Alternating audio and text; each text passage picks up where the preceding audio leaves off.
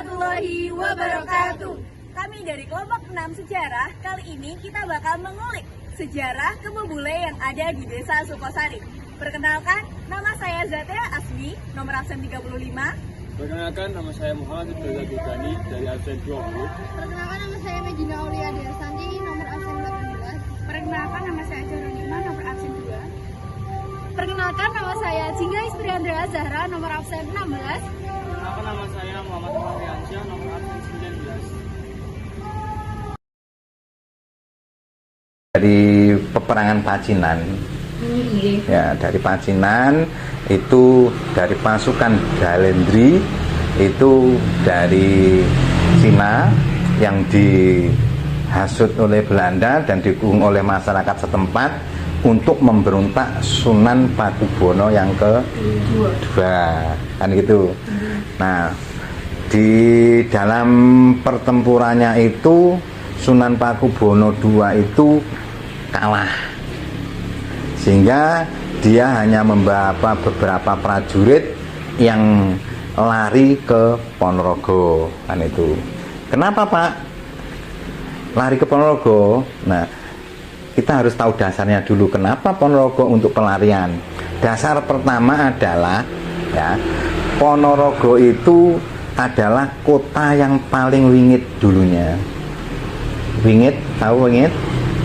Wingit itu kota kabupaten yang paling seram, mistis, sehingga nek di proses sejarah di Ponorogo ada Brawijaya, ada Majapahit. Itu apa? Mereka tuh lari ke Ponorogo. Dalam misinya seperti itu karena Ponorogo itu kota wingit dan tidak bisa diketemukan kalau sudah di Ponorogo, karena wingitnya, karena seremnya, dan karena mistisnya Warok Ponorogo. Nah itu rujukannya banyak, termasuk salah satunya Pakubono itu larinya ke Ponorogo. Yang kedua, memang tujuannya beliau itu menemui kakaknya yang bernama adalah Sunan Kumbul Julani. Ya, Sunan Kumbul, kakak dari istri Selir. Nah, kakak dari istri Selir.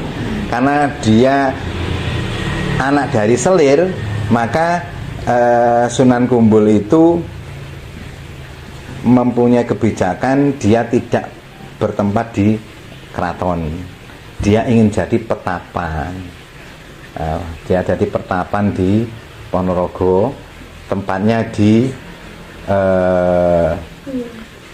Sawu, di desa Sawu, di bawah pohon sawu. Nah, Sawu itu, yang menamakan Sawu itu adalah Pakubono II. Nah, sehingga dalam pelariannya itu karo zombie loh, itu Mas, nyantai, nggak serius ya. Dalam pelariannya itu didengar oleh Bupati Ponorogo yang bernama Surobroto. Nah, Surobroto kemudian menangkap di tengah perjalanan masuk Ponorogo. Gusti singgah dulu ke Peringgitan Pedapaan Ponorogo. Nah, Pakubono nggak mau, dia ingin ketemu dulu, menceritakan kejadiannya kepada KKE yang berada di Sawu. Kemudian beliaunya menuju ke Sawu dan di sana ketemu kakaknya. Kakaknya itu Kalipokusumo namanya. Ya, tapi saya meskipun pengarang nek sak menutan ya lali ya, sekarang udah eling nih. Jadi julukannya Sunan Kumbul, nama aslinya Sunan Kalipokusumo. Nah, itu kemudian dia bercerita kejadian-kejadiannya di sana, maka kakaknya menyuruh Sunan Pakubono itu untuk bertapa di bawah pohon sawu tersebut, ya. Itu belum tahu sawu sebenarnya, belum ada istilah sawu waktu itu, cuma suruh bertapa nenggone pohon iki. Nah, seperti itu. Kemudian dalam pertapaannya itu muncul tombak Kiai Slamet. Nah, ternyata tombak Kiai Slamet itu di dunia mensos juga mendunia, tidak ada yang tidak kenal yang namanya tombak Kiai Slamet itu. Nah, itu akan malah lebih menginspirasi saya. Ternyata dua legenda yang saya tulis ini adalah legenda sudah mendunia semua. Satu tombak Kiai Slamet, yang kedua Kebu Bule itu sudah melegenda semua. Nah, ini. Kemudian tombak itu ditunjukkan kepada kakaknya. Cuman kakaknya bilang ini harus disokehkan dulu ke gerbang Tinatar. Gerbang Tinatar itu adalah Tegal Sari. Itu sampai sekarang ada tulisannya gerbang Tinatar. Gerbang Tinatar Tegal Sari. Sampai di situ saya kembali lagi reklame bahasanya ya. Saya terus teringat. Nah, ini apa ini ya yang menginspirasi saya untuk memulai menulis dengan kegiatan saya itu. Makanya saya cerita tadi kan bukan saya menunjukkan kesombongan, tidak, tetapi memang Tegal Sari itu hal yang luar biasa. Tapi di sana itu ngibadah tok ae. Nanti yang tahu Gusti Allah kan gitu. Nah, saya terinspirasi itu, loh, tombak ini harus lari ke Tegal Sari. Wah, apa ini ya? Karena kegiatan saya, alhamdulillah gitu kan. Itu menambah daya tarik saya untuk melakukan lagi. Setelah dibawa ke gerbang Tinatar, ketemu Kiai Ageng Muhammad Besari. Nah, itu disokehkan. Disokehkan itu ditekok nih, sakjane nika pripun. Nah, tombak kuwi ora kena sembarangan digawa neng Surakarta dingin ngrebut kamardikan lamun kudu ana Kebu Bule sakembar. Jadi Kebu Bule sakembar. Nah, ternyata itu dikasih oleh Bupati Ponorogo, didengarkan Bupati Ponorogo. Nah, pertanyaannya itu, kenapa Pak Bupati Ponorogo kok selalu tahu dengan keberadaan itu? Jawabannya adalah gerbang Tinatar itu adalah pusat manakala Ponorogo itu kalau ada sesuatu hal.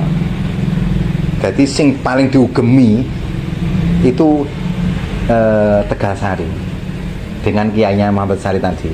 Nah, jadi Bupati Ponorogo itu sekelas bupati itu selalu menaruh perhatian ke Tegal Sari. Bahasane mergo kuwi wong tuweke kan, wong tuweke kan selalu diperhatikan terus apapun yang terjadi. Saya hanya cerita ini dan cerita ini benar. Jadi nek bahasa apa mungkin itu harus ada jawabannya. Nah, di dunia pendidikan harus gitu.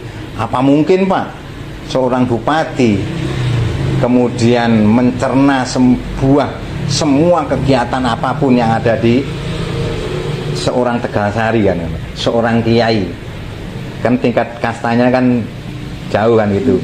Nah, itu mungkin saja karena sosoknya itu buat panutan kan itu. Salah satu bukti seperti ini, Kyai Besari itu punya beberapa anak ya. Nah, anaknya itu setiap bulan Maulud itu ke Jogja. Nah, anaknya itu semuanya diwehi kendaraan podo berupa tumpahan macan putih gitu. Jadi setiap kesana itu tumpahan ini macan putih red, terus pulang lagi ya red. Jadi orang suwi nek numpak ngono kan gak suwi ya ta. Nah, di suatu hari anak 3 ini kesana, kemudian bapaknya ngomong ke anak yang terakhir, kok kowe nonton budal e? Nggih. Bopo. Akhirnya anak yang satu nyusul. Sampai di sana itu duluan anaknya yang terakhir tadi. Terus sana, lah kowe kok iso teko kene dhisik ngono. Nah, itu. Ya, mergo wong halus ya. Ya, alhamdulillah bahasanya gitu aja. Kemudian pulang. Pulang itu dia tuh secepat kilat sampai ke Tegalsari. Sudah datang semua, anaknya itu datang duluan dan membawa putu. Tuku putu saka Yogya. Putu iki disuguhke iku sik anget. Jadi nek putu kok kono sik anget itu berapa menit, berapa detik kan gitu ya. Kok sik anget. Nah, itu terheran-heran. Sak bapak itu terheran-heran. Kok kowe iso koyo ngene lho. Kowe mau numpak apa? Saya nitih tempaan sepi angin. Jadi numpak mendung. Jadi gak numpak macan putih, dia numpak mendung. Nah, ini terbukti waktu dia menyerahkan itu kasut apa itu jenenge? Dingin herbetik apa jenenge? Kacunya itu hilang, warnanya merah. Sekelas kacu, Bupati Ponorogo itu dengar. Ini kembali lagi ya ke konteks awal, kenapa Bupati Ponorogo kok respect sekali dengan kegiatan Tegalsari kan gitu. Ini cerita ini murni, ini ada sejarahnya ada. Terus Besari teko, "Le, apa to goleki?" "Bopo kacu kula ical. Warnane abang." "Neng ndi?" "Ten sekitar Biting." Biting? Badekan ya. Karena Bupati dengar woro-woro sopo sing iso nemokke kacu kuwi, nek wedok tak pak mantu, nek lanang tak dadekne dulurku. Biasa wong biyen kan ngono ya. Nah itu. Kemudian woro-woro itu tersebar dan yang menemukan itu adalah seorang pengembala kambing. Golek rambanan wit asem. Nah, golek wit asem munggah neng dhuwur, mergo mecok neng dhuwur ki enek kacu nyampir. Nah, itulah yang membuktikan anaknya itu bener nek dia itu numpak angin. Nah, itulah versi kebenaran dari cerita itu, bahwa bener nek anak itu selain duwe tumpakan macan putih, dia iki ternyata sampai iso nggo putu Yogya kene kok sik anget kuwi, ternyata tumpakane memang angin. Dibuktikan dengan penemuan kacu tersebut. Dan itu termasuk kembali lagi ke cerita kenapa Bupati Ponorogo respect, itu dia mendengar bahwa harus ada kebubule sakembar kan itu. Kemudian dicarikan, saya tidak bisa mencari identitas kebu di buku saya. Kebu itu peliharaan masyarakat, peliharaannya bupati, atau dari mana, itu tidak ada data yang mendukung. Yang jelas kebu itu pemberian Bupati Surabroto, dikasihkan sebagai apa? Sebagai wadah tombak pusaka Kyai Slamet. Nah, saya juga nek wis ngene neh, nanti kan saya kalau bedah buku wis ngomong ikut tinggi wadah pusaka iki saka endi nah gitu. Nah, saya persepsi lagi kalau ngene iki aku mesti nek jawabannya teko neh kan gitu. Nah, jawabannya teko itu saya membuka-buka itu setelah sana itu menang, 1 bulan berikutnya itu Surakarta dihangus terbakar habis. keratonnya. Nah, abdi dalemnya tukang makani kebu ngon kebu mau mlayu ning Pakubono. Gusti monggo ten kandang kebu. Liyane kobong entek, kandang kebu sing ora entek. Kan itu. Nah, di situ sosok pusaka itu ngadeg nenggone tombak nenggone pupu kiwa netep kebu tombak Ki Aslam gitu. Nah, itu kembali lagi enek pertanyaan kok iso tinggi ada ki piye kan. Nah, itu bukti ceritanya seperti itu gitu ya. Nah, kita kembali lagi ke sejarah. Jadi setelah kebu itu dikasihkan bupati, maka pusaka itu dimasukkan ke tubuhnya kebu oleh Ki Ageng Muhammad Besari. Nah, kemudian diperbolehkan untuk ke Solo merebut kemerdekaan. Nah, waktu itu dari Ponorogo dibantu oleh dua pasukan. Yang pertama pasukan dari para santri Tegalsari, kemudian pasukan Warok yang dipimpin oleh Bupati Ponorogo, kemudian satu pasukan lagi dari kerajaan saya lupa itu kerajaan di Madura. Nah, Madura itu kenapa membantu? Ada deal politik di sana, itu adalah jajahan dari Keraton Surakarta. Perjanjiannya, nek kowe gelem bantu aku, nek aku menang, maka kowe tak merdekake saka penjajah jajahanku. Nah, akhirnya dari sana dia bantu. Dari itu ada 3 bantuan untuk memerangi merebut itu. Nah, di perjalanannya itu pasukan Bupati Ponorogo itu sendiri, lewatnya juga sendiri, tidak bersamaan dengan rombongan santri dan Pakubono. Nah, Pakubono itu lewatnya di Badekan. Nah, sampai di Badekan dia ketemu seorang nenek yang postur tubuhnya sangkuk atau bungkuk. Nah, mula wong kuwi diarani Mbah Bungkuk. Nah, kemudian oleh Mbah Bungkuk dipersilahkan rombongannya itu singgah dulu ke gubuk.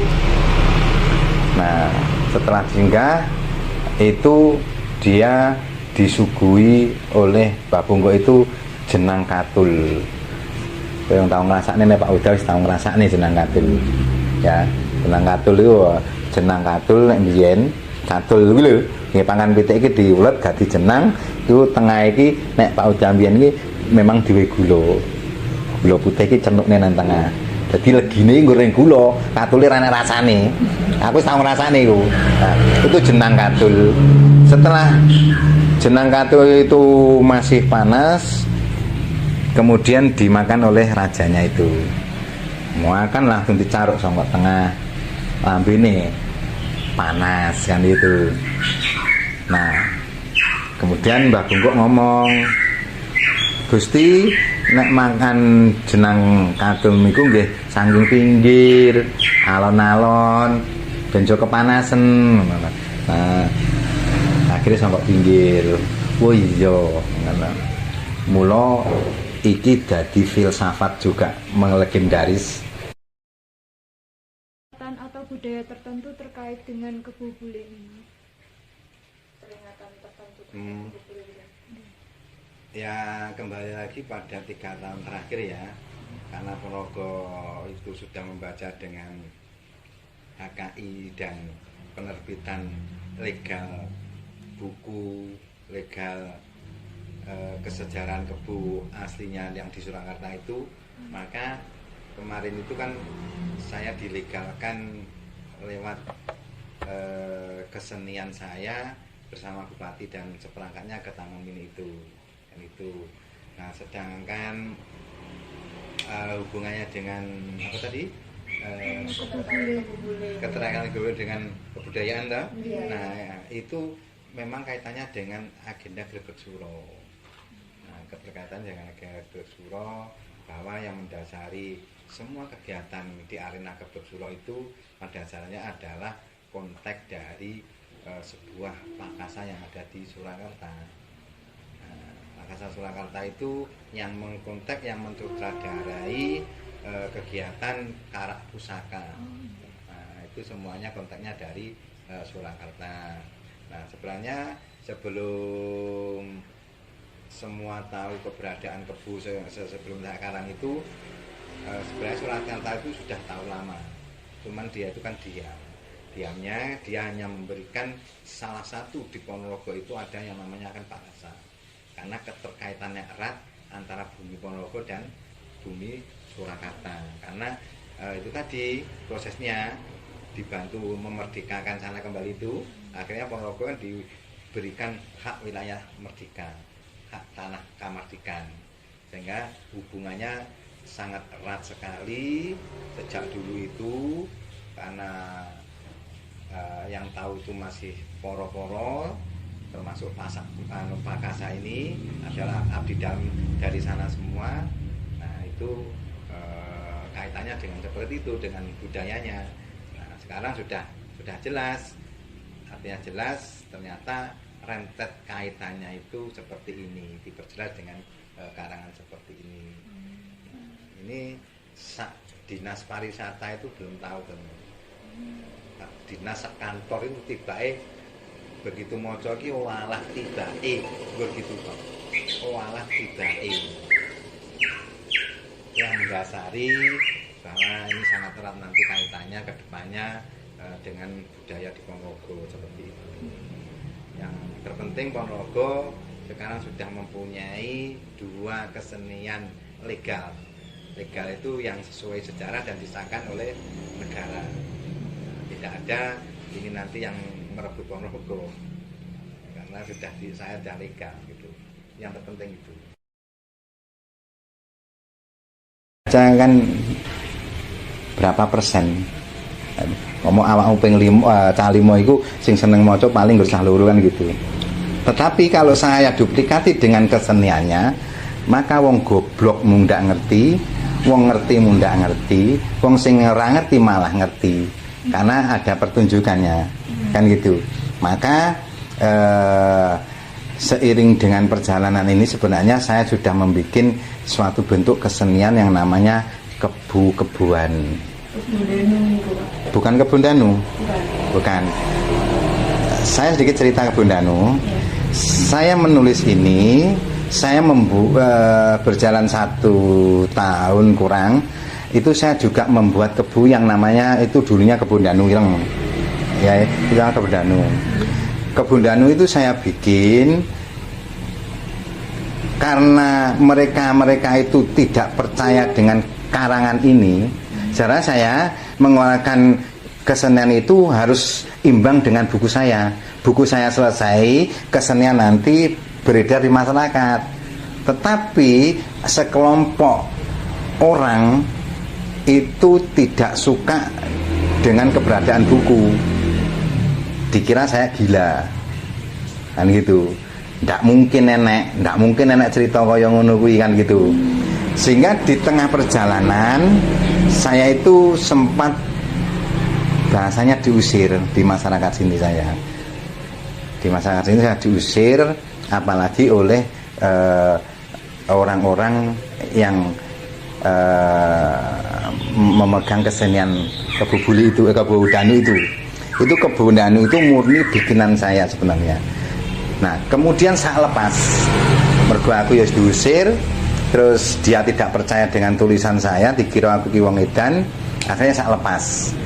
Saat itu yang ikut saya itu cuma orang 5 tok.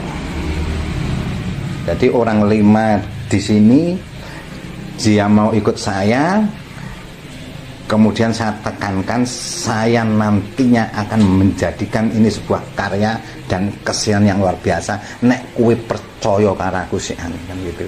Akhirnya berlima ini keluar dari kelompok Kebu Danu ikut ke saya. 1 tahun saya menyelesaikan buku ini, 1 tahun saya direspon oleh kementerian karena anggarannya itu banyak. Saya dibikinkan kebu lagi oleh Dinas Pariwisata. Saya dibikinkan alat musik semua dicukupi tanpa ada uyuran sepeser pun. Dan sekarang yang saya beri amanat itu adalah Bapak Wadi selaku ketua keseniannya, karena dia orang paling respect ke saya saat saya ditundung dari wilayah sini. Itu buktinya kalau saya ngomong kosong nanti awakmu bisa takok karo Mbah Wadi bener gak ceritane Pak Uda kan gitu. Nah, kemudian saya selesaikan. Nah, orang-orang inilah yang selalu ikut saya. Aku kepenak ke Taman Mini juga saya ikutkan. Nah, itulah hasil dari motivasi mereka yang selalu mendukung saya kan gitu. Dasar saya itu kuatnya memang dari gaib. Nah, padha karo Nabi Nuh iki gawe perahu panase kaya ngene ya disingi wong kan ngono. Panase kaya ngene gawe perahu. Ya Nabi Nuh ya. Nah, itu contoh kan banyak ternyata. Tapi yang menginspirasi kuat saya itu memang dari gaib saya. Nek nggur dinalar ya memang gak mungkin kan gitu. Nah, kemudian ini berlima tadi tekankan percaya saya lah, karena saya ada itu.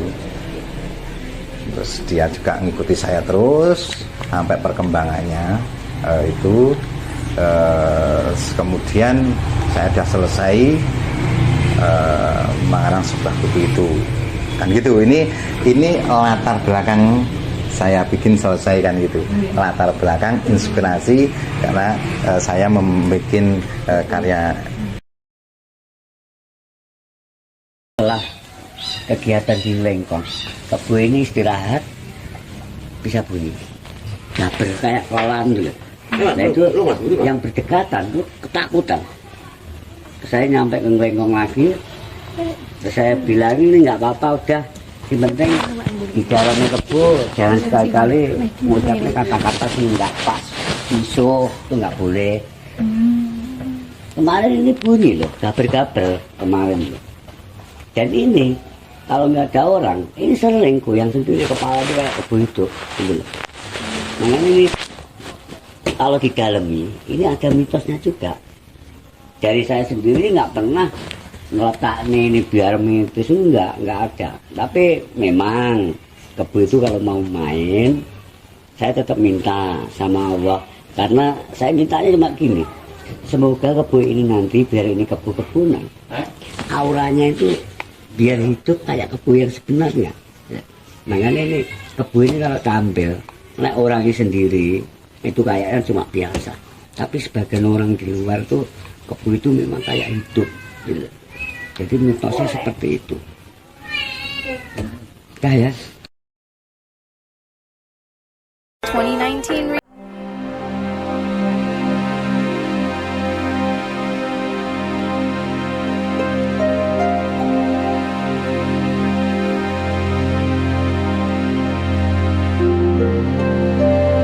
berharap semoga kesenian Kebu Bule ini lebih eksis dan dikenal oleh masyarakat Ponorogo.